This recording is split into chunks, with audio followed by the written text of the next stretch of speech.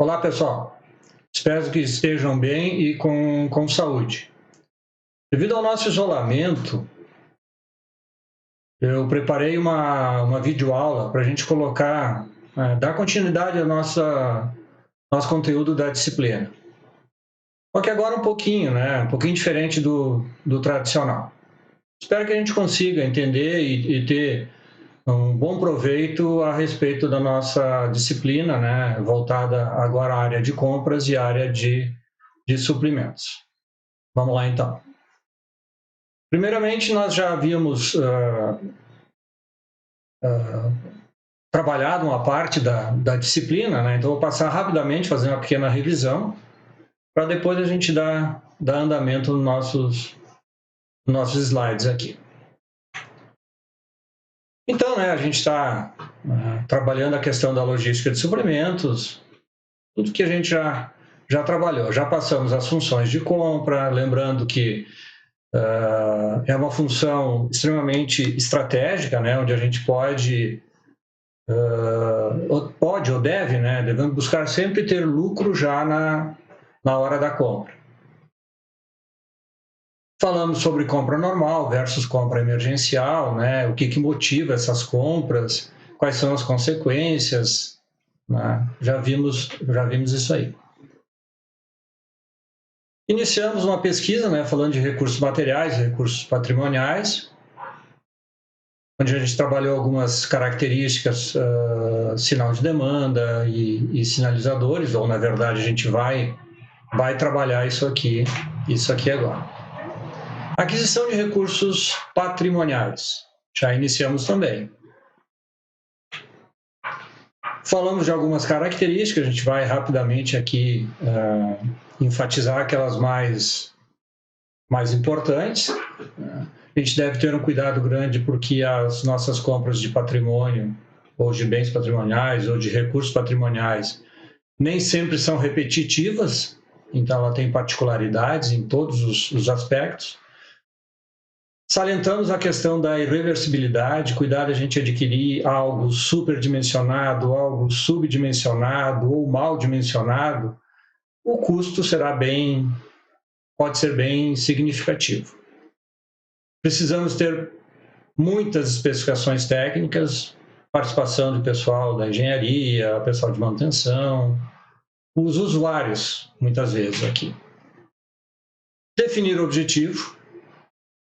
O que queremos com isso? A gente tem que ter uma justificativa, muitas vezes, para poder dispor de um certo recurso para adquirir algum bem patrimonial. Muitas vezes definir prazos, cronograma, junto aos nossos clientes, nossos fornecedores, para que a gente não tenha algumas surpresas. Quanto vai ficar pronto isso? Por que o cronograma não está sendo cumprido? Então, a gente tem como trabalhar junto com os nossos fornecedores. Lembrando a questão da assistência técnica, pós-venda, manutenção e custo. O exemplo que a gente deu, adquire um veículo que não tenha a concessionária na praça, por exemplo. Pense nas consequências. Vamos pensar na qualidade do serviço, no pronto atendimento, nos custos, enfim, é importante a gente levar em consideração esses aspectos aqui na negociação para que não tenhamos algumas surpresas ruins. Prazo de entrega e as demais condições de fornecimento, deixe isso bem claro, deixe bem acordado com os fornecedores, bem negociado. Sempre pensando em algo que seja bom para ambas as partes. A gente fala, uma negociação tipo ganha-ganha.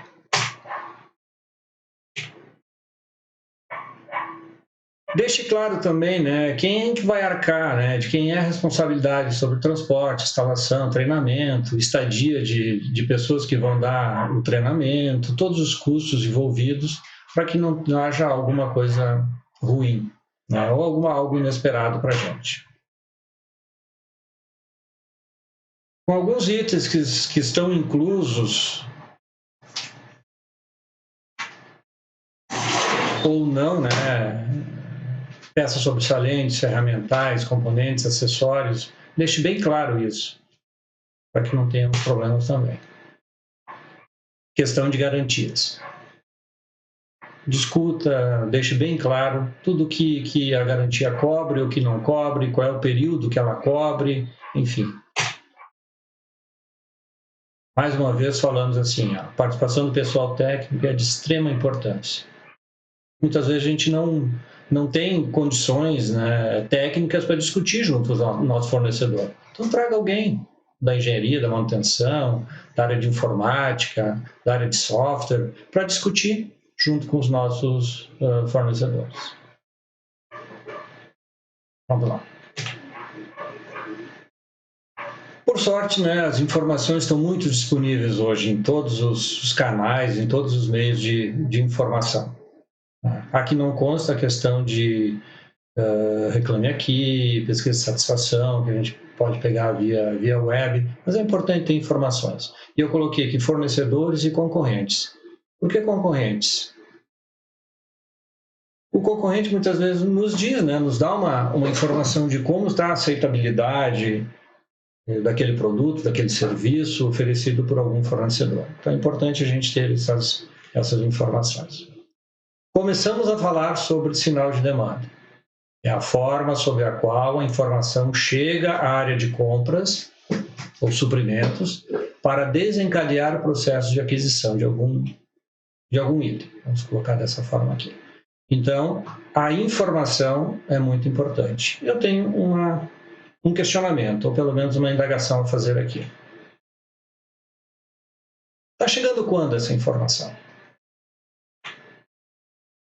Ela deve chegar, lógico que antecipadamente, antes da necessidade do uso.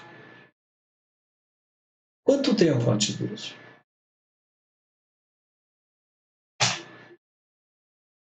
Tempo suficiente para que a gente tenha tempo de negociar com os nossos fornecedores, para que o fornecedor tenha tempo de providenciar o item, transportar o item, a mercadoria chegar à nossa empresa, a gente receber, fazer toda a parte de conferência e toda a parte de regularização. O que é isso? Se tiver que cadastrar o item, lançar o item, fazer a guarda física, a armazenagem e o lançamento do nosso sistema de controle. Muito bem.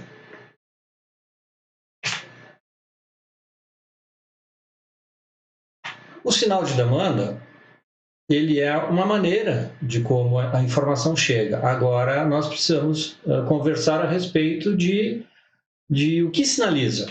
A gente chama isso de sinalizadores de demanda para recurso patrimonial. Geralmente decorre de planejamento prévio de médio e longo prazo. Você não vai mandar reformar um almoxarifado e isso fazer de um dia para a noite. Então, tem que fazer um projeto, fazer um planejamento, discutir orçamento, enfim, aquisição de uma máquina, de um equipamento, da mesma forma, uma ampliação de alguma estrutura. Tem exceções que são de curto prazo, a questão de emergência e sinistros. Veja a importância da gente ter alguns trabalhos prévios de poder montar um banco de informações, um cadastro de fornecedores, para que quando ocorrer uma emergência a gente não ficar tão assim desprovido de informações de onde buscar o fornecedor. Importante aqui, cuidar de não deixar que equipamentos, instalações e processos fiquem muito ultrapassados, atinjam o fim da sua vida útil ou econômica, fiquem deteriorados ou obsoletos. Muitas vezes a gente deixa tudo para depois. Se algum indicador já tá nos sinalizando que tem alguma coisa que não está tão boa, já pense que daqui a algum tempo a gente vai precisar fazer a reposição do item. Então já dá para a gente se antecipar um pouquinho e buscando algumas informações. O pior momento é, se eu deixar muito, daqui a um pouco quebra. Informações de manutenção são muito importantes. Lembrem dos indicadores de desempenho. Indicador de manutenção, indicador de quebras, de reparos, tempo de paradas, enfim. Indicadores de produção, indicadores de produtividade, por exemplo. Então, se eu tenho itens ou equipamentos que estão dando muita manutenção, estão ficando muito tempo parado, que a gente não consegue atingir metas, algumas coisas, talvez seja o sinal para que a gente pense na reposição. Até iniciar um projeto de atualização de algum equipamento. Se a nossa produção, vamos pegar aqui informações de produção, se a nossa produção, se a gente não está conseguindo atingir metas por baixa produtividade, alguma coisa, isso também já sinaliza. Então, nós temos informações, nós temos condições de nos precaver para que as coisas não sejam tão surpresas assim para a gente. Alguns indicadores, vou só colocar aqui, né? Muitas indústrias, principalmente, trabalham com eficiência global de equipamentos.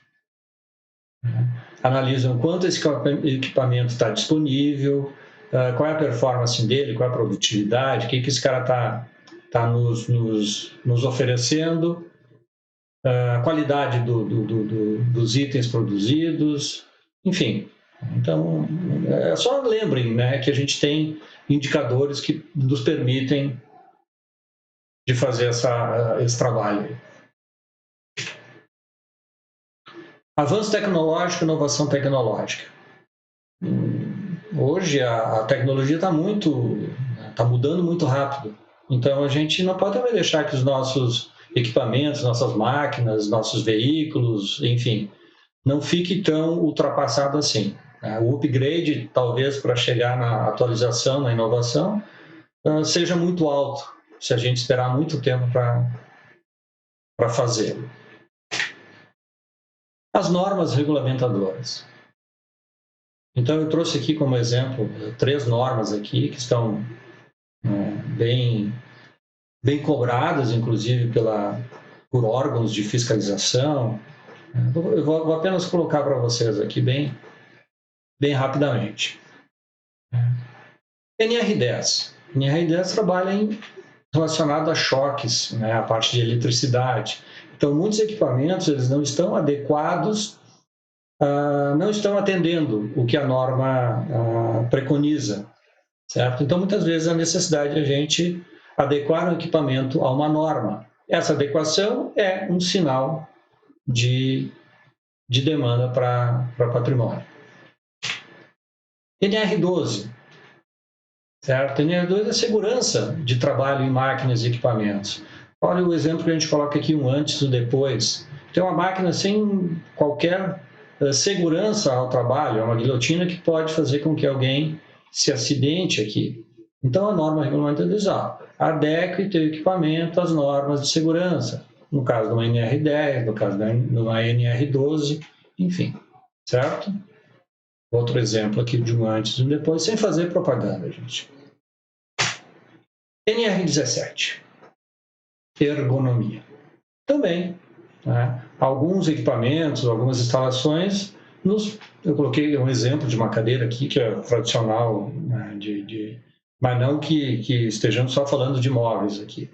Então, os equipamentos devem estar adequados às normas, eu coloquei apenas 3 aqui, certo? Então, são sinalizadores que nos avisam realmente o momento de fazer uma adequação, ou aquisição, ou uma reforma, enfim, nesses aspectos aí. Ok? Vamos falar um pouquinho agora sobre aquisição de recursos materiais. Vamos lá, então. Sinal de demanda é a forma pela qual a informação chega à área de suprimentos, né, para o processo de reposição. Vamos ver algumas características, né, ou pelo menos os sinalizadores aqui, certo? Então, recurso material, muitas vezes a gente controla via nível de estoque. Então, muitos deles são relacionados ao nível de estoque. Nós vamos ver. Solicitação de compra, que é um caso tradicional que muitas vezes não está relacionado ao nível de estoque. Alguém precisou de alguma peça, vai fazer uma manutenção, diz assim, eu preciso disso aqui para a semana que vem. Eu preciso disso aqui. O problema é eu precisar isso aqui para ontem, muitas vezes, que não é tão saudável assim. É uma solicitação de alguém, né? Lembrando, nós temos itens que são itens de estoque e itens que não são de estoque, certo?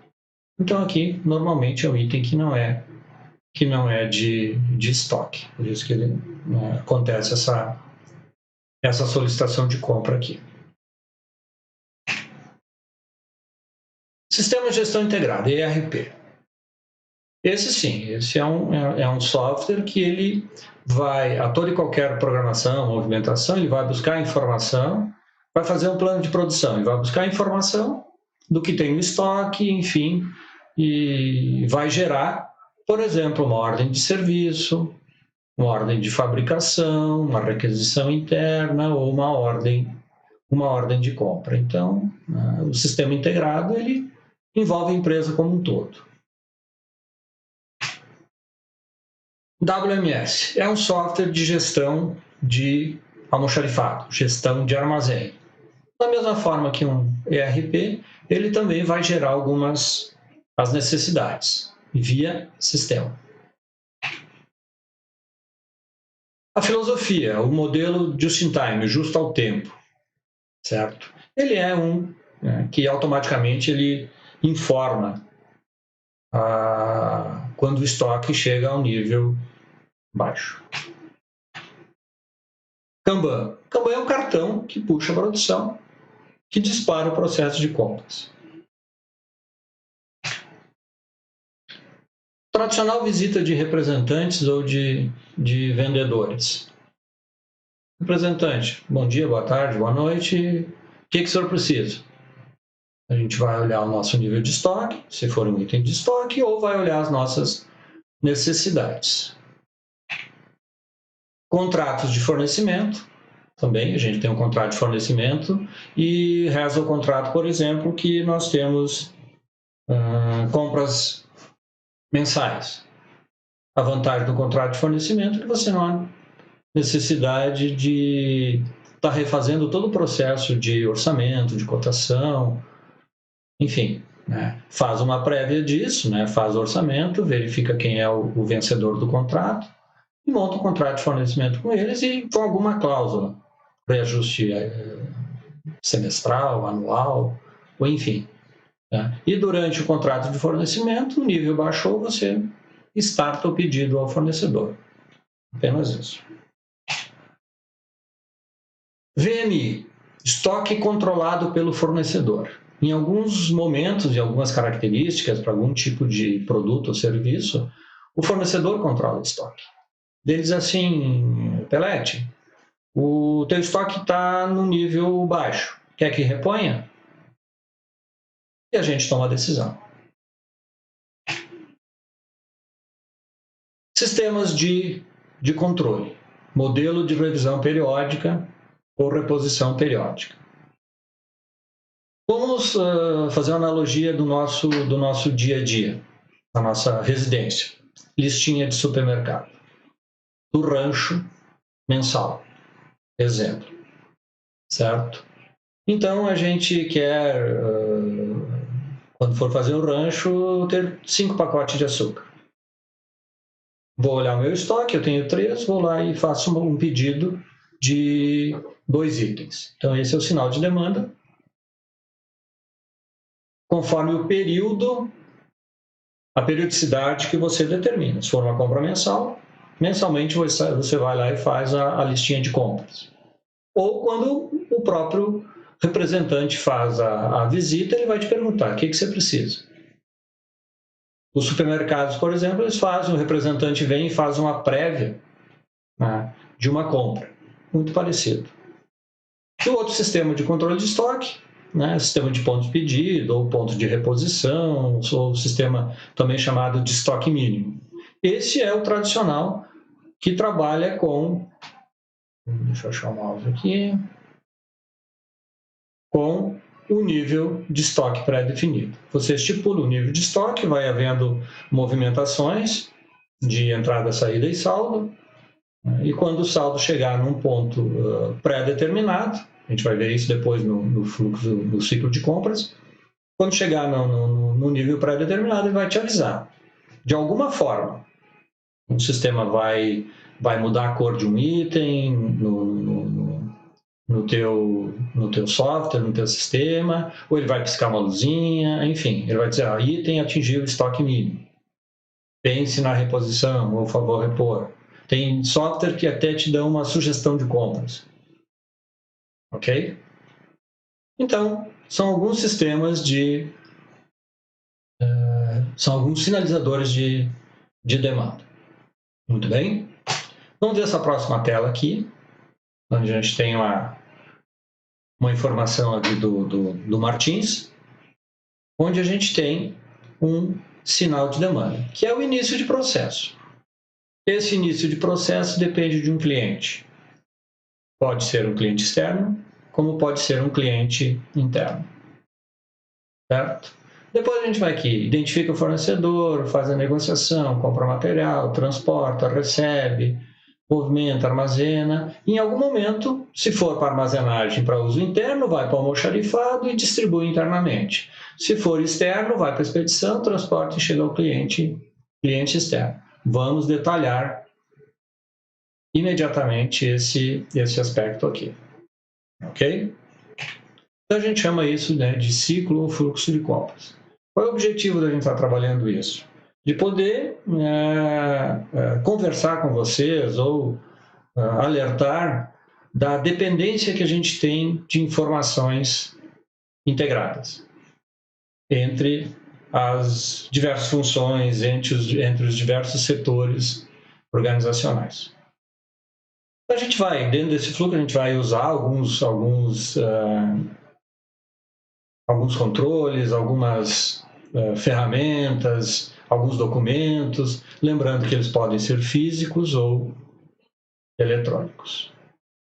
Depende, como a gente já inclusive discutiu isso em sala de aula, depende do grau de informatização, do grau tecnológico que a minha empresa atua. Muitas vezes não temos tecnologia, vamos trabalhar com ficha de controle de estoque físico. Tem tecnologia, o meu ERP, o meu WMS, tudo isso vai fazer, o meu software de ponto de reposição vai me dar as informações necessárias. Mas vamos lá.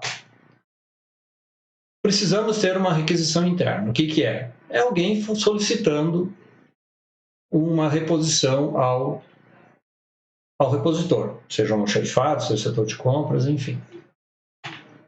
Ficha de controle de estoque ou ficha de prateleira. Vamos já conversar a respeito também. Aqui é mais uma atividade, mais uma função. Atendimento à requisição. Lembrem da função porquê do cara de compras.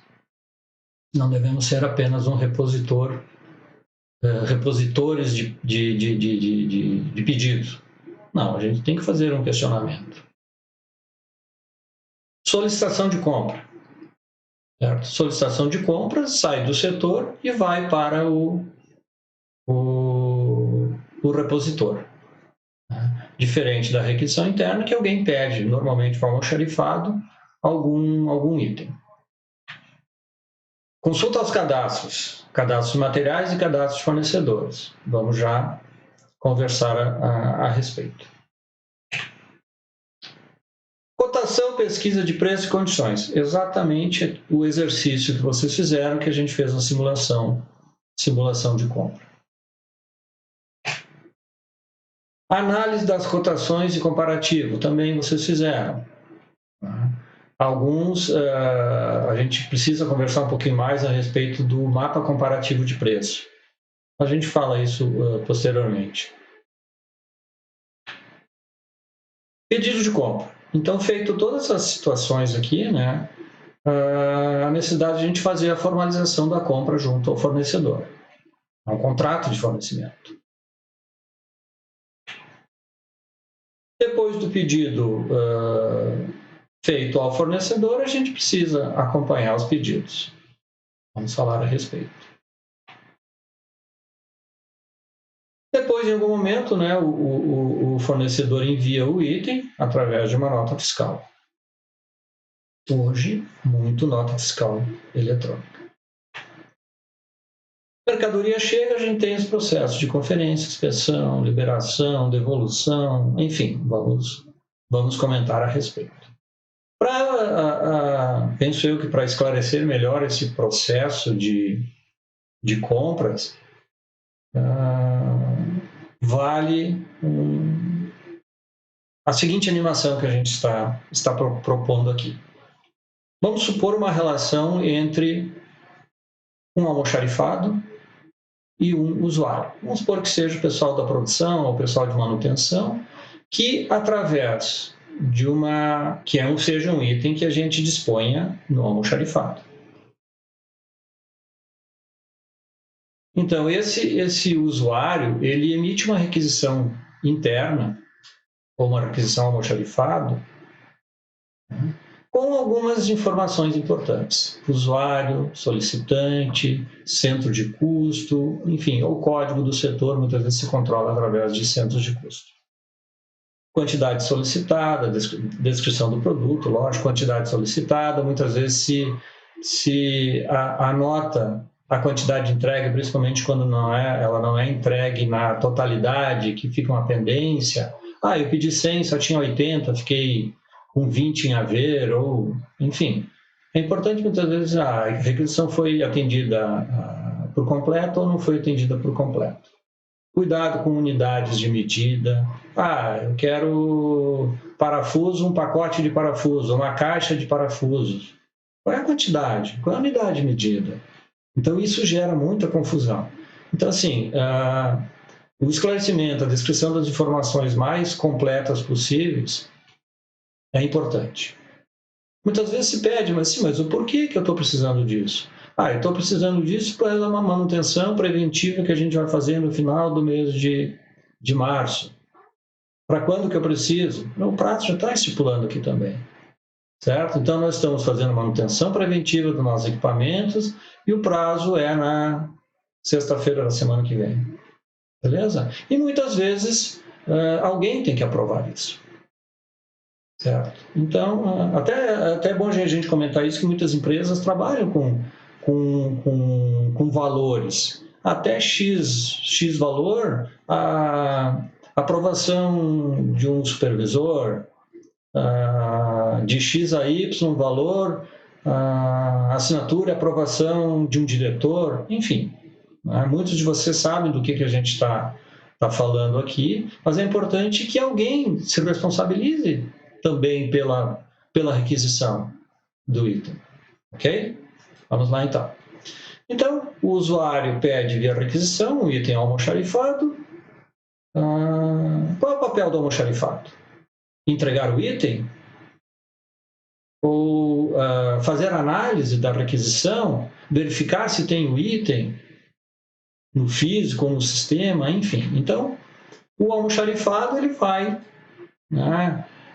verificar o item através de uma ficha de controle de estoque. Lembrando que ela pode ser manual ou ser pelo sistema. Eu vou consultar.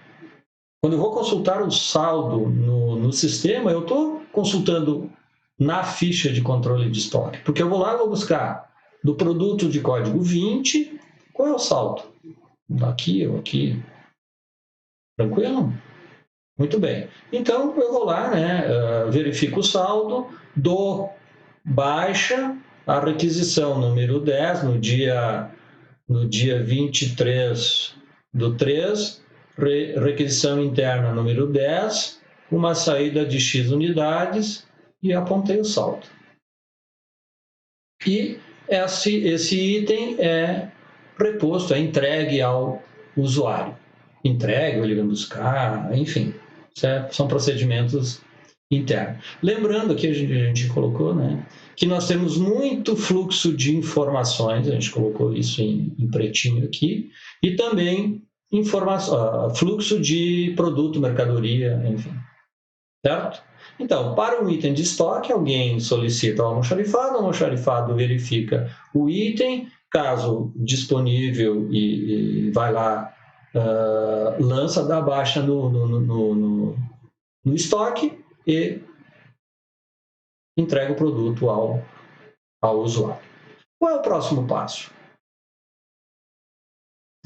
Continuar fazendo isso até que aconteça um sinal de demanda. Lembrando, sinal de demanda, normalmente, né, no caso de item do estoque aqui, são itens que a gente opta por ter em estoque e eles são controlados via nível de estoque. Então, mais uma vez, quando algum item atinge, ou quando eu vou apurar o saldo, eu vou perguntar, esse saldo está menor ou igual ao mínimo desejado? Se estiver menor ou igual, certo? Já sinalizou a reposição. Então, o sinal, quando eu estou movimentando a ficha de estoque, estou dando baixa aqui, vai chegar no momento que acende a luz. A gente falou, pisca, enfim, o estoque chegou num nível considerado nível de reposição. Então, nesse momento, aparece a figura do compras, setor de compras. Sim, mas ela aparece aqui, mas alguém tem que, né, solicitar mercadoria ao departamento de compras.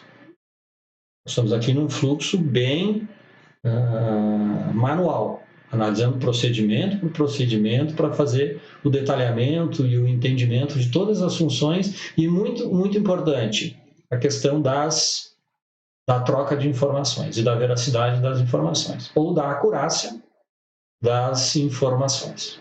Ok?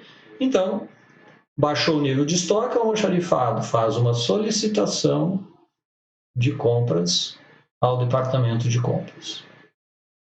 Mas se eu tiver um sistema informatizado, da mesma forma, o sistema informatizado, eu só coloquei aqui duas maneiras que às vezes ele passa, né, indiretamente, ou ele vai diretamente. Então, baixou o nível de estoque, que é muito o sistema tradicional, baixou o estoque, alguém faz um pedido de reposição para compras, ou o ERP gera uma ordem de compra, ou uma requisição de compra, enfim.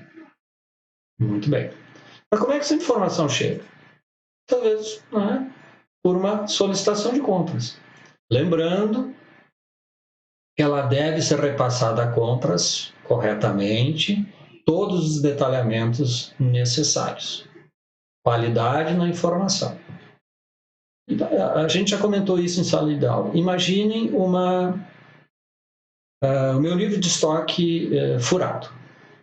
Eu estou com furo no estoque. Vamos colocar a linguagem bem comum. Estou com furo no estoque.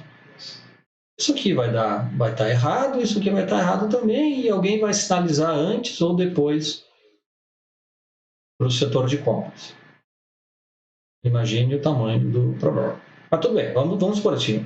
O fluxo é esse. O setor de compras, ao receber uma solicitação de compras, qual é o papel? Fazer um filtro também. Da mesma forma, faz um filtro na compra, verifica, se tem informação, verifica se o consumo médio daquele setor está de acordo, enfim, para que não haja um problema. Então, lembram na questão dos Lean, faça alguma coisa que vale, que crie valor. Então, recebe a informação aqui, dá a filtrada, verifica se é possível atender essa demanda, se não tem o 0 a mais, se não tem o 0 a menos no pedido, enfim. Ok, o pedido está de acordo, vamos fazer o quê? Então, a gente pensa num tal de cadastro. Quando a gente decide por comprar alguma coisa, a gente vai pensar assim, mas quem fornece pneu? Quem fornece rolamento? Quem fornece computadores? Quem fornece estruturas? Quem fornece empilhadeira, paleteiras? Estão lembrados do exercício de vocês. Então, eu vou lá e devo consultar o cadastro. Vou colocar um exemplo, vamos trazer aqui. Cadastro de materiais. É um banco de dados que tem a seguinte função. Pelo tipo de produto, ele me fornece quem são os prováveis fornecedores. Se eu tenho um banco externo, por exemplo, lá dentro da internet, eu vou buscar lá pneus e vai dar uma relação enorme, global, de quem fornece pneus. E se eu puder fazer isso e ter um banco de dados interno na minha empresa, eu vou colocar 5 ou 6 fornecedores, ou o número que eu achar importante, para que eu não tenha que sair muito fora do padrão, para que eu tenha já relacionado ali os fornecedores que estão habitualmente cadastrados, hábeis, cadastrado, e aqueles outros que eu estou comprando normalmente, o que posso vir a comprar. Lembrando, então nós temos cadastros que são globais, cadastros externos, por exemplo, e alguns cadastros que eu posso montar internamente. Isso facilita muito as minhas operações, a minha operação de busca de fornecedores. Ok? E depois a gente vai falar sobre o cadastro de fornecedores. Ok? Muito bem. Então, precisei de alguma coisa, busquei quem são os prováveis fornecedores, qual é o próximo passo? Fazer uma cotação, fazer cadastro. Aqui, tradicionalmente, se coloca fazer uma cotação com 3 fornecedores.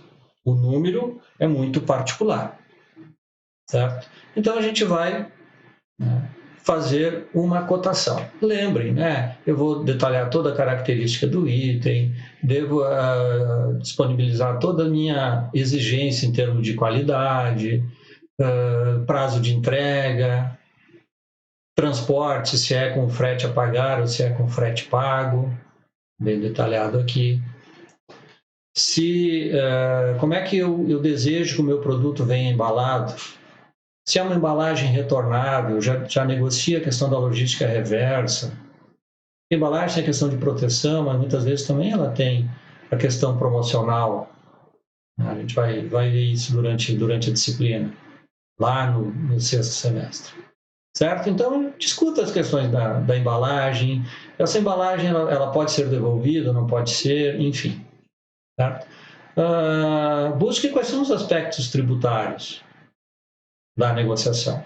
Tem IPI? Não tem? Tem ICMS? Qual é a alíquota? Cada estado hoje tem uma alíquota diferente.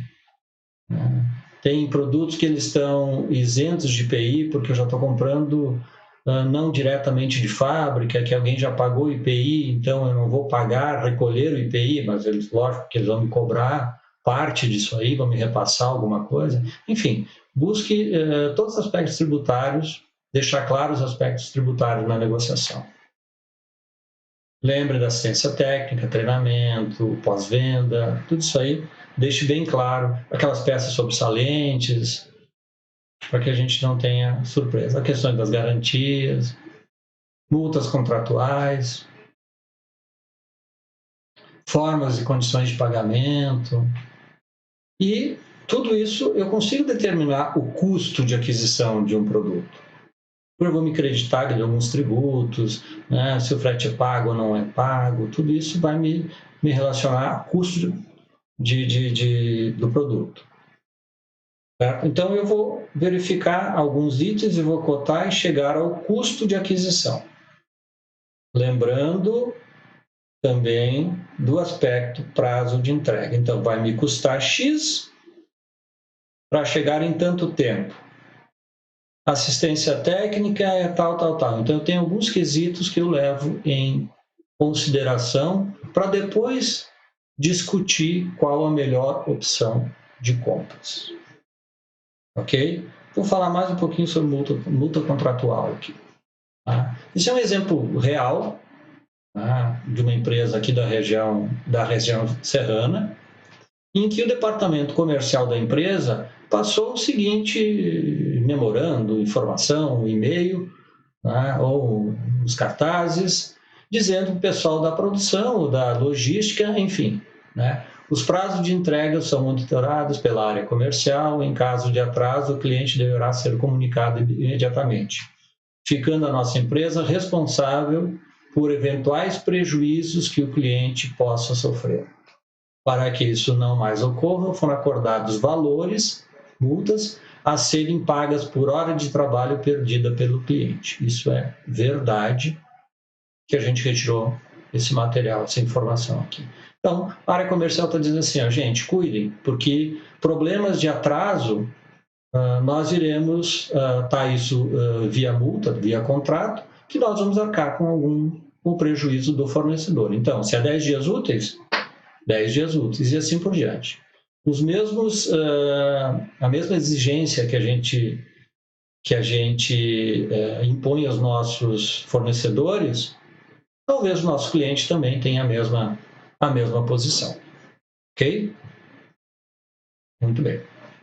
Então, eu estou fazendo a negociação, foi a simulação que vocês fizeram, e, muito importante, que depois a gente apresente um comparativo, que é um exemplo de um mapa comparativo, né? Análise das cotações ao comparativo, né? Tem fornecedor 1, 2, 3, alguns quesitos semelhantes aqui. Isso nos permite comparar as propostas, certo? Então, eu coloquei alguns exemplos, né? Valor unitário, IPI, ICMS, frete, se tem frete, tem ICMS sobre frete.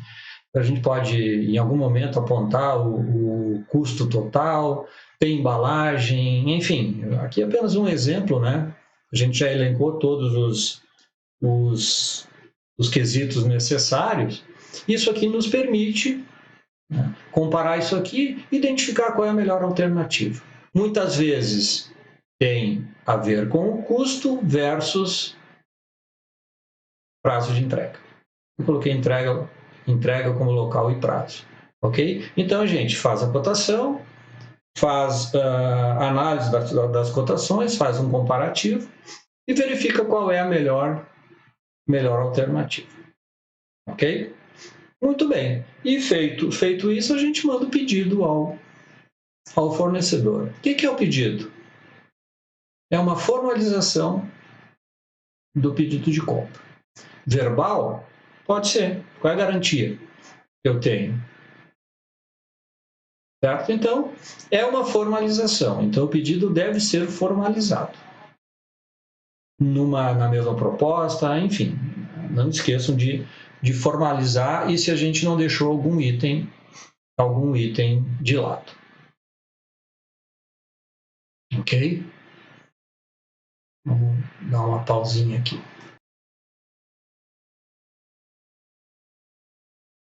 Vamos lá, então. Então, feito o pedido ao fornecedor, o que a gente precisa? Deixar, será que daqui 10 dias ele me entrega? Enfim. Então, tem uma atividade muito importante que é a chamada follow-up, que faz justamente a conversa com o fornecedor. Então, normalmente manda o pedido para o fornecedor e alguém, né, fica com a incumbência de ir com uma cópia do pedido aqui, né, não necessariamente precisa ser pedido físico, está fazendo o acompanhamento. Escuta, fornecedor, como é que estão os pedidos para ser entregues daqui 15 dias? Como é que está o pedido que...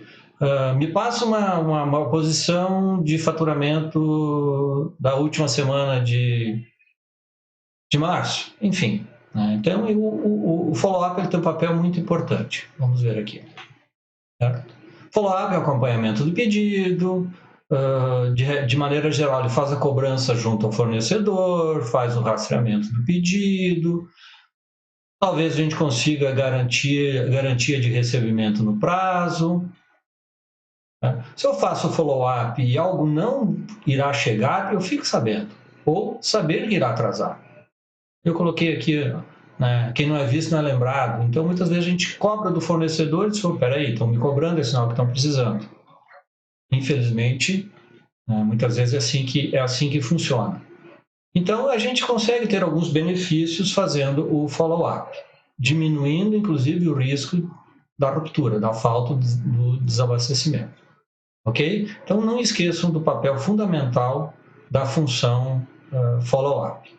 Tem empresas que colocam pessoas para fazerem acompanhamento dos fornecedores 1, 2 e 3, dos fornecedores 4 e 5, enfim, alguém tem que fazer o acompanhamento, saber como é que anda a posição de entrega. Ok? Muito bem. Pedido chegando no fornecedor, o fornecedor também tem todos os seus trâmites de verificar matéria-prima, de providenciar o produto, de separar o produto, de chamar fornecedor, de mandar o produto para nós, enfim. Então, em algum momento, a gente chama disso, o fornecedor também tem seu lead time, que deve estar dentro de tudo que foi negociado aqui, aqueles 10 dias, a partir do momento dele receber o pedido e nos entregar a mercadoria com 10 dias, certo? Então, quando o fornecedor nos passa essa informação, que ele vai nos entregar com 10 dias, ele já tem uma previsão de quanto tempo ele demora para fazer todo o trâmite interno dele. Se talvez ele tenha até alguns produtos que estão para chegar, ele vai levar isso em consideração.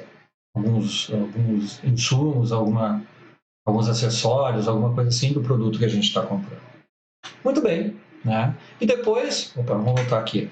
E depois o fornecedor fatura a mercadoria, né? E a nota fiscal muitas vezes chega a nós via computador, via internet, via arquivo XML.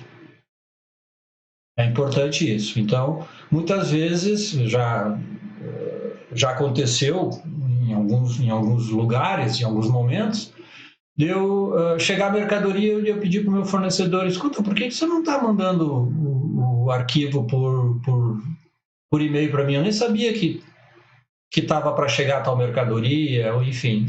Porque qual é o teu e-mail? Muitas vezes o e-mail não está atualizado.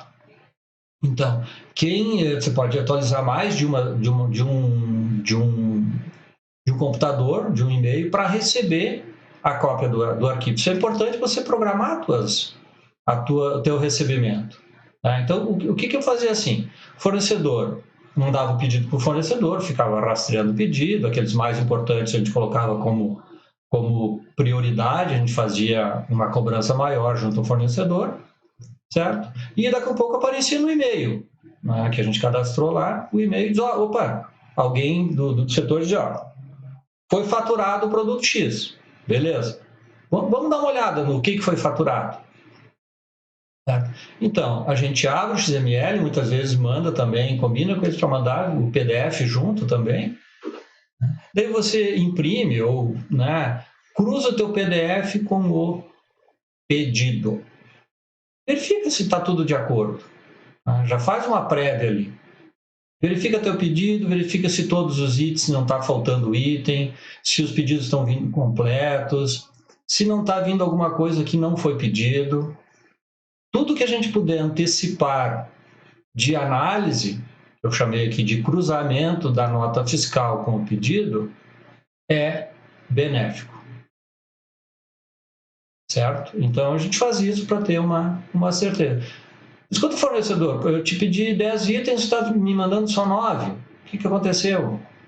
Tá? Muitas vezes dá tempo de você dizer para o fornecedor, olha, me mande só quando vir pedido cheio, ou eu te pedi poucos itens e te fiz um pedido maior para que dê faturamento, alguma coisa, justamente o item que eu pedi você não está me mandando. Então, você tem tempo de verificar. E até, inclusive, que eu coloquei aqui, antes do embarque. Inclusive, dizer para o fornecedor, não me mande parcelado, me mande só quando você tiver o pedido completo. Isso é muito importante. Então, assim, recebendo pedido por XML, lembrando que é importante a gente atualizar os nossos cadastros, tanto dos nossos fornecedores quanto aos nossos fornecedores, para que a gente tenha alguma... E daí você coloca, avisa o pessoal, olha, foi faturado o produto tal aqui, as pessoas já começam a se programar, se algum produto que tenha mais urgência, você já já sabe, inclusive, que aparece ali muitas vezes a transportadora na nota fiscal. Então, você já entra em contato com a transportadora, você já diz para a transportadora, só me avise a hora que chegar que eu vou buscar o produto. Nem coloca na entrega, porque você vai fazer 10 entregas, talvez a minha seja a última. Então, você consegue, né, ter muitos benefícios recebendo a nota fiscal, desculpa, a nota fiscal por e-mail. Ok? Muito bem. Daí o produto chega na empresa. Certo? Chega na empresa, a gente tem N procedimentos necessários, como eu falei em sala de aula para vocês, para abrir a porta daquele aluno que realmente está matriculado naquela disciplina. Acho que a analogia vocês entenderam quando a gente já conversou a respeito disso. Certo? Então, eu devo realmente fazer toda a conferência para que aquilo que eu estou pagando, que eu irei pagar, ou aquilo que eu pedi, está chegando realmente como foi solicitado. Será que está tudo de acordo com o que foi negociado aqui, que a gente mandou pedido ao fornecedor, que alguém fez acompanhamento, que o fornecedor faturou, e eu estou recebendo agora, estarei quando eu estou analisando a nota fiscal. Então, vamos olhar alguns aspectos aqui. É muito importante a gente ter boas metodologias de recebimento. Vamos lá. Eu estou pegando e adaptando umas informações aqui de um dos nossos autores dentro da nossa bibliografia básica, que é o Viana. Vamos lá. Qual é o procedimento que eu utilizo? Isso aqui eu uso muito para a gente discutir em sala de aula. Mas eu coloco assim, qual é o procedimento que a gente usa no recebimento? Isso vale, inclusive, para a gente se questionar. Escuta, existe algum procedimento, existe algum POP, um padrão de procedimento operacional para que a gente faça recebimento? Talvez eu precise ter procedimentos para muitas outras atividades. Ter o procedimento e tê-lo atualizado. É muito importante isso. Certo? Tudo bem. Vamos lá. A gente recebe mercadorias do próprio fornecedor e muitas vezes do fornecedor contratando uma transportadora. Por isso que quando eu chamei de terceiros aqui, é um fornecedor X que contratou uma transportadora Y para te mandar a mercadoria. É o fornecedor X que tem caminhão próprio e te entregou. Por que isso? Porque quando é terceiro, vem o conhecimento de frete, quando é próprio, não há necessidade, porque o frete está embutido ali, né? E ele te dá a mercadoria posta no teu chão de fábrica, no teu almoxarifado, no teu recebimento. Certo? Muito bem. Que tipo de conferência a gente faz? Como eu já falei, vamos conferir os documentos. Parte deles a gente já conferiu quando recebemos o documento por e-mail. Quando chega a nota fiscal, não custa a gente dar uma olhada se o número da nota condiz com aquela cópia que a gente tem. Se os dados se o local de entrega está correto, se não é da filial X, está chegando na matriz, se não é da unidade X, está chegando na unidade Y. Isso é muito importante. Antes de receber, antes de aceitar o produto, antes de mandar descarregar o produto, eu até estou um pouco rindo aqui porque a gente tem tanta situação absurda, né, de descarregar uma mercadoria, dali 2 dias identificarem que a mercadoria era de outra secretaria, era de outra prefeitura. Certo? Então, assim, tudo que a gente puder criar valor no momento da conferência, melhor. E a gente tem conferência quantitativa e conferência qualitativa. A gente vai falar de ambas aqui. Toda conferência que a gente fizer,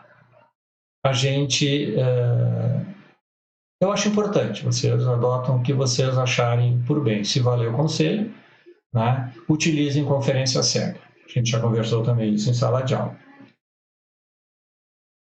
Por exemplo, os volumes. Vejam, é diferente eu dizer assim, ó, na nota consta 10 volumes, verifica se chegou 10 volumes. do que dizer assim, ó, me diga quantos volumes chegaram. Ah, chegou 10 volumes. Confere com a nota. Isso é acusação, certo?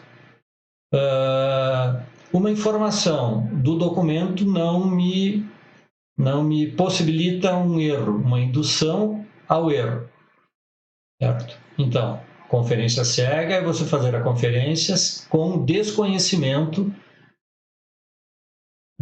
dos quantitativos, certo? Qual é o exemplo de volumes aqui? Quantos volumes estão ali? 1, 2, 3, 4, 5, 6, 7, 8, 9, 10 volumes. Eu vou verificar se os volumes contêm a mesma etiqueta, contêm o mesmo número de nota fiscal, se o local de entrega é o mesmo, enfim, certo? É muito importante fazer essa conferência. Depois eu preciso também fazer a conferência quantitativa dos produtos. As minhas contagens, depois a gente vai voltar um pouquinho na qualitativa, vai complementar isso aqui. A minha contagem, ela pode ter vários aspectos de contagem. Normalmente faz a contagem manual. Com tecnologia, eu já faço a contagem usando o leitor de código de barras. Enfim. O que tem aqui? Contagem por cálculo, embalagens padronizadas. Muita gente descarrega e coloca em cima de um pallet 5 de profundidade por 6 de largura. Então, eu faço uma multiplicação, 5 por 6, 30. Desde que a gente tenha o cuidado de verificar se as embalagens realmente são as mesmas. Se os produtos realmente são os mesmos. Produtos muito parecidos. Eu quero ver se consigo ter a oportunidade de a gente conversar pessoalmente sobre isso. A gente tem várias situações ali em que produtos não tem quase que tirar nem botar numa linguagem comum aqui entre o produto A e o produto B. E são muito diferentes os produtos. E imagina, eu estou puxando o volume, estou colocando os volumes em cima de um pallet e eu misturo o produto A com o produto B. Como eu falo em sala de aula, uma água com gás e uma água sem gás. Certo? É ali. Certo? Para determinado tipo de produtos, a gente tem balanças contadoras, balanças pesadoras. Coloquei aqui exemplos porcas, arruelas, onde você tem uma garantia desses que os produtos tenham individualmente pesos com pequena variação. São maneiras, vou dizer assim, até maneiras lógicas da gente estar utilizando em maneiras produtivas para contar produtos por meio de balanças. Tem produtos que precisam ser pesados, a gente compra barras ou alguns ferros que são em peso, né, alguns metais, enfim, que são em peso. Alguns produtos precisam ser medidos. É 28 centímetros por 35 centímetros por tão. É uma mesa que você está recebendo, precisa ter um pé de meia polegada por 1 polegada, com um tubo de 2 milímetros de espessura. A gente vai precisar conferir a questão de medidas. Quais são as tolerâncias permitidas na minha pesagem, nas minhas medições? Tudo isso, o pessoal do recebimento deve estar instruído a respeito. É muito importante. Muitas vezes a gente quer que as pessoas façam o recebimento e elas não estão munidas de um manual, de um equipamento, não estão munidas das informações necessárias, certo? Da gramatura, que é a espessura de um saco de lixo, por exemplo. Então, essas informações precisam estar bem claras para a gente e munir o pessoal do recebimento de ferramentas para poder medir isso aí. Ok? Vamos lá. Algumas inspeções técnicas voltadas à parte qualitativas, algumas características dimensionais, a gente já viu um pouco ali, né? Características específicas, coloquei aqui, por exemplo, a validade do produto. Onde eu vou verificar se o produto que está chegando hoje, se ele está dentro de uma validade permitida, se eu vou consumir aquele produto antes que ele vença, certo? Então, algumas informações. Restrições de especificações. produtos que não podem, você compra um produto e não pode conter mercúrio dentro de um termômetro, certo? Alguém já, né, talvez tenha especificado errado, né? Mas enfim, apenas coloquei um produto que é restritivo aqui. Tem restrições, e isso não está colocado nesse slide aqui, que inclusive veículos, por exemplo, para transportar medicamentos, eles precisam ter condições especiais. Veículos com refrigeração, veículos refrigerados, determinado grau de higiene e limpeza do veículo, tudo isso precisa. Né? Então, de repente, eu preciso pegar um documento e perguntar se aquele veículo está apto a transportar medicamentos. O que me garante, eu coloquei validade, o que me garante que esse medicamento que era para ser preservado, essa vacina, né, bem oportuno a gente estar falando disso aí, essa vacina ou esse teste que precisa ser mantido no máximo entre menos 5 e 5 graus, por exemplo. Como é que se comportou esse produto? Ele pode ter chego para nós a menos 5 graus, né? Ou naquela tolerância ali, e alguém, né, ter desligado a câmara fria do veículo. Hoje tem, inclusive, condições de a gente fazer rastreabilidade do produto. Você coloca dentro da caixa um dispositivo, ele te dá todo o histórico de variação de temperatura do produto. Isso garante a qualidade do produto. Então, tem algumas coisas que são mais específicas com respeito a determinado característica, tipo de produto. Então, tentem buscar o máximo possível as informações que podem qualificar o teu recebimento, melhorar a qualidade do recebimento das mercadorias onde vocês estão atuando.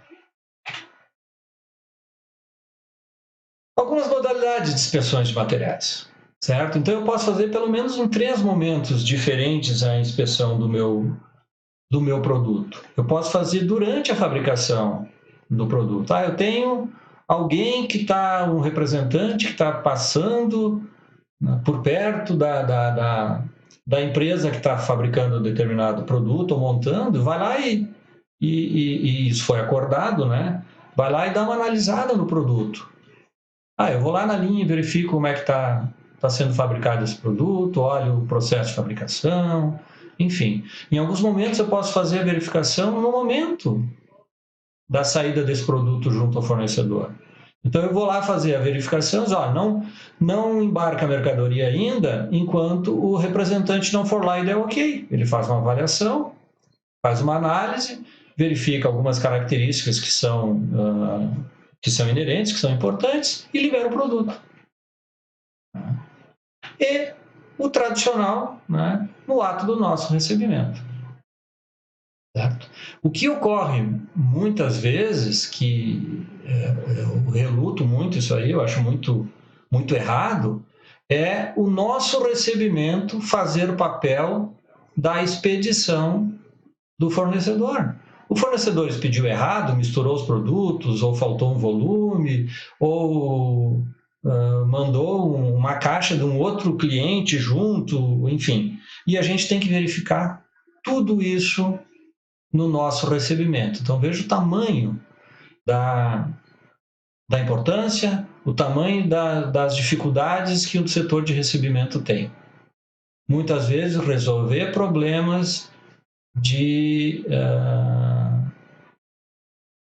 fornecedor, certo?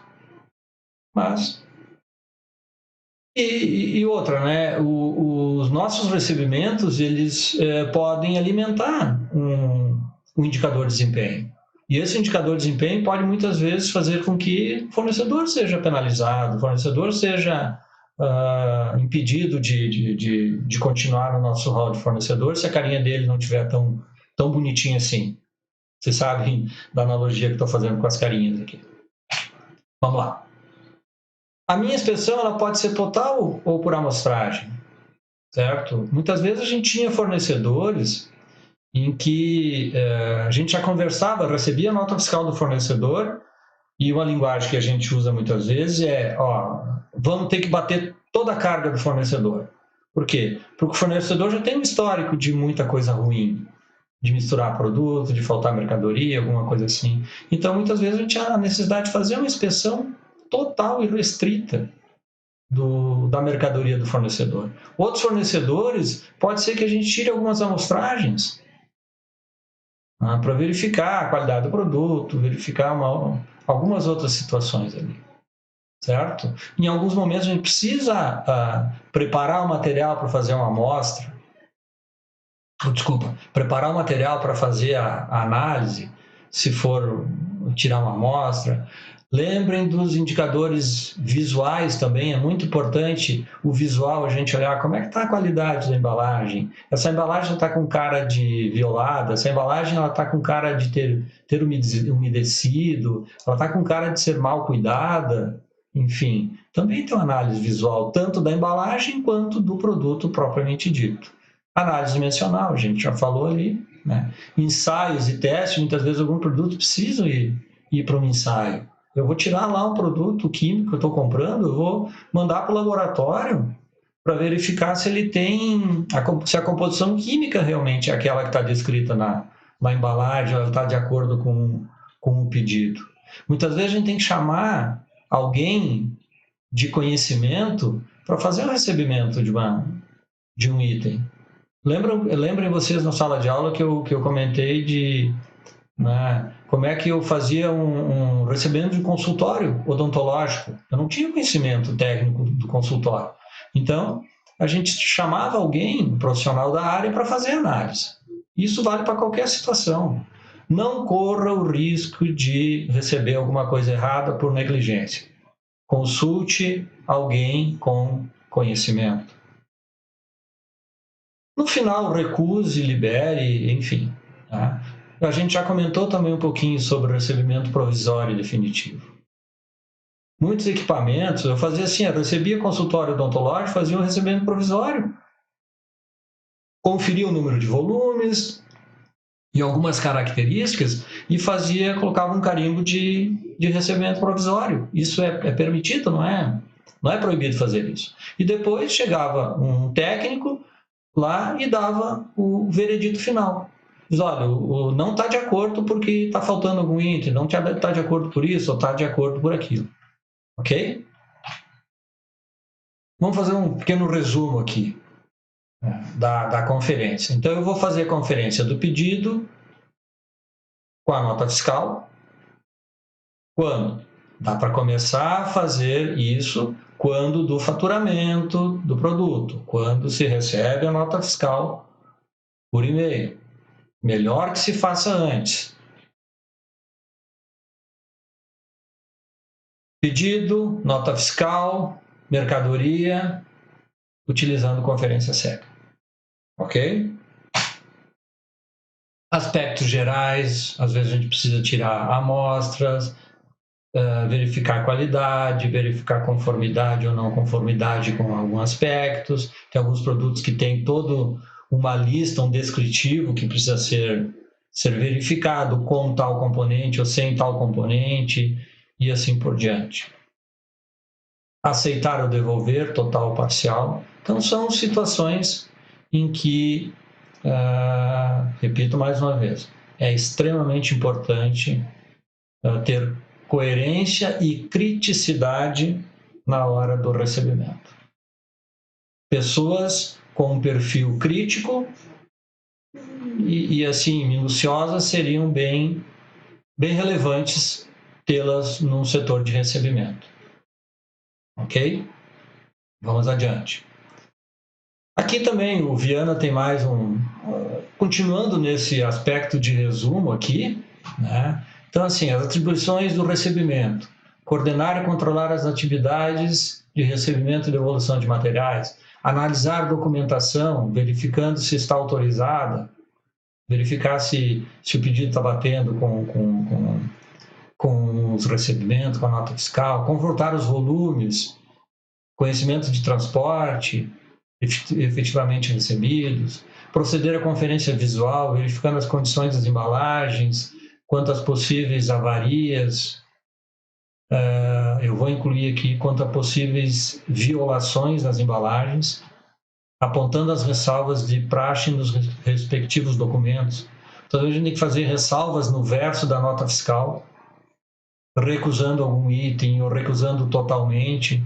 Tá? Procure sempre documentar, se puder ser no verso da nota fiscal, alguns aspectos. Devolução total em função disso, devolução parcial em função daquilo. Tire cópia da nota, escreva na cópia da nota, alguma coisa. Mas procure verificar o máximo possível no ato do recebimento. Muitas vezes, situações que são verificadas a posteriori, lá, né, no dia seguinte ao recebimento, às vezes fica muito difícil de validar essa recusa por parte do fornecedor.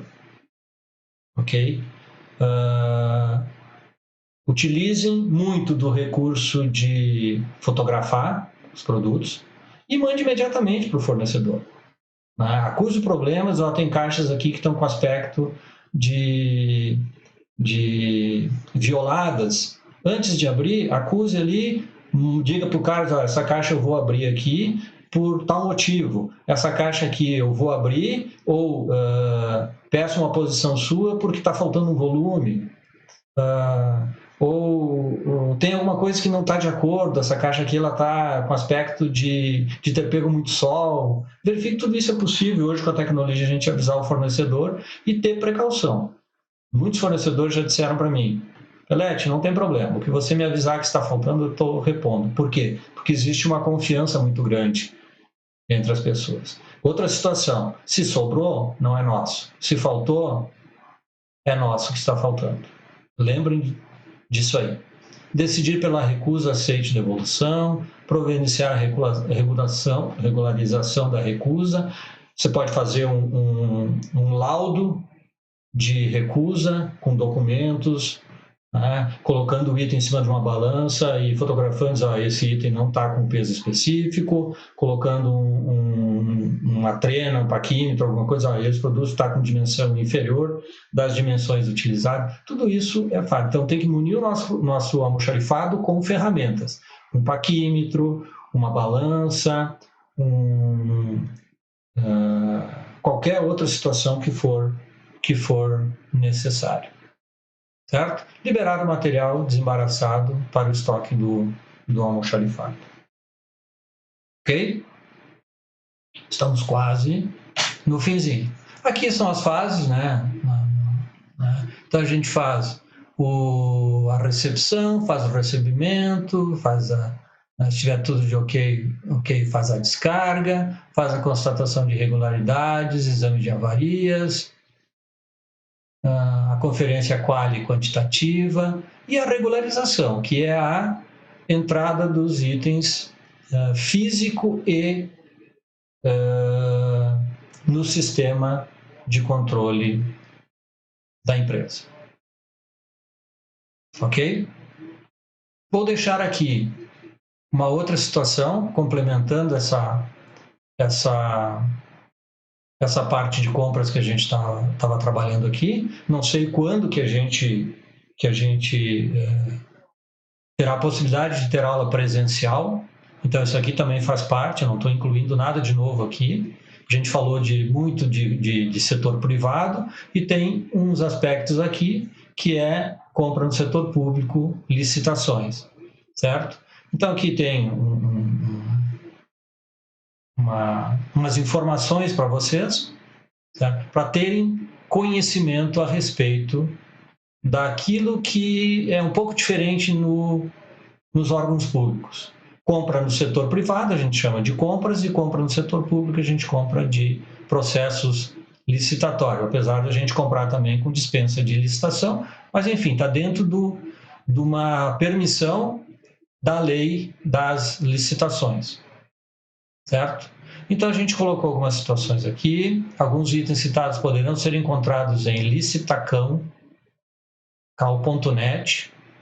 Aqui dá para a gente aprender ou ter informação de tudo que for necessário para a gente conhecer sobre compra no setor público. certo? Então está aqui o passo a passo, entrar no Chrome, que é mais fácil, mas qualquer outro navegador, vai no site, lá dentro filtra por serviço, filtra por saiba mais e filtra por o que é licitação. Vai cair no item 1, que abre, a gente conhece tudo que está se falando sobre licitação. Para não ficar tão extenso assim, na verdade vai abranger todos, são 30 perguntas, a gente vai filtrando uma por uma aqui, vocês terão muita informação necessária a respeito do processo licitatório. Quero conhecer o edital? Eu coloquei, por exemplo, aqui, tomar conhecimento sobre o edital. Por exemplo, na página da prefeitura ou qualquer outro órgão, o que vem no jornal é uma chamada apenas, certo? Não é o processo. Então, aqui a gente consegue abrir. Esse passo aqui vocês têm acesso, isso aqui é livre, é permitido a gente procurar isso aqui, né? Edital e tomar conhecimento do seu conteúdo aqui. Inclusive, tem editais que estão encerrados que a gente consegue conhecer também sobre o conteúdo de uma ata. O edital é uma chamada, né? Queremos comprar parafusos ou contratar serviço de vigilância para determinada empresa, certo? E no final do processo licitatório, onde tem as concorrências, onde tem quem ganhou, quem perdeu, enfim, é gerado uma ata. Então, aqui está o edital que inicia o processo externo, certo? Não é, a gente aqui não está falando muito de processo interno, que é um outro viés bem importante a gente trabalhar, que a maioria dos problemas ligados às licitações são por editais, digamos assim, por problemas de procedimentos internos. Por exemplo, no termo descritivo de um item, esquece de colocar a voltagem de um item, por exemplo. Isso pode gerar uma baita de uma confusão. Ok? E a gente conversa posteriormente ali a respeito. Gente, eu coloco à disposição de vocês aqui, eu procurei... eu vou ser bem sincero para vocês, é minha primeira videoaula, então me desculpem se houver algo estranho para vocês ali, mas a nossa preocupação, minha e de todo o colegiado, de toda a Uniplac, toda a universidade, é de a gente não perder muito tempo e não perder a possibilidade de deixar parar um semestre, por exemplo. Então, a gente espera que logo a gente consiga voltar ao normal. Se não voltarmos ao normal, a gente conseguir remendar da melhor maneira possível as nossas situações aqui, certo? E eu estou à disposição, gente. Qualquer coisa, no grupo, no privado ali, tirem suas dúvidas ali, certo? E espero ter contribuído realmente com vocês aqui. Um grande abraço a todos e esperamos em breve que a gente consiga estar presencial em sala de aula. Grande abraço.